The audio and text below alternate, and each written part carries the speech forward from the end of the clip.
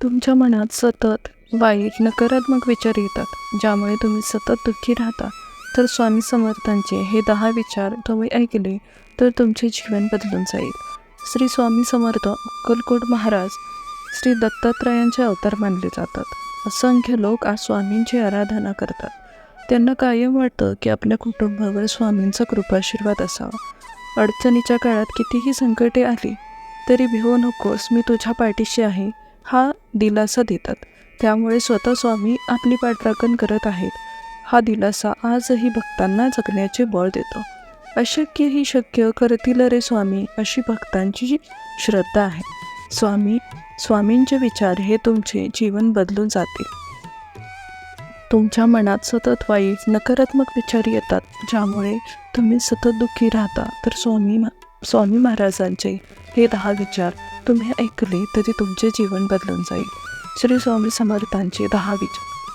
अरे बाळा, उदास असशील तर माझे नाव घे, दुःखी असशील तर माझे ध्यान घे, मार्ग भेटत नसेल तर माझे विचार घे, एवढ्याने समाधानी नसशील तर बाळ अक्कलकोटची वाट घे. 2. वाईट वेळेत साथ सोडलेल्या लोकांकडे लक्ष देऊ नका, पण ज्यांनी वाईट वेळेत साथ देऊन चांगली वेळ आणून दिली त्यांचे मोल कधीही विसरू नका. 3. तुला भीती वाटत असेल, मार्ग दिसत नसेल किंवा निर्णय घेता येत नसेल तर डोळे बंद करून माझे ध्यान कर, अशाने तू माझ्याशी संवाद साधशील. 4. बाळा, तुला माझी काळजीच नाही तर प्रेम आहे, म्हणून मी तुला मार्ग दाखवण्यात सदैव तत्पर असतो. फक्त एकदाच हाक मार.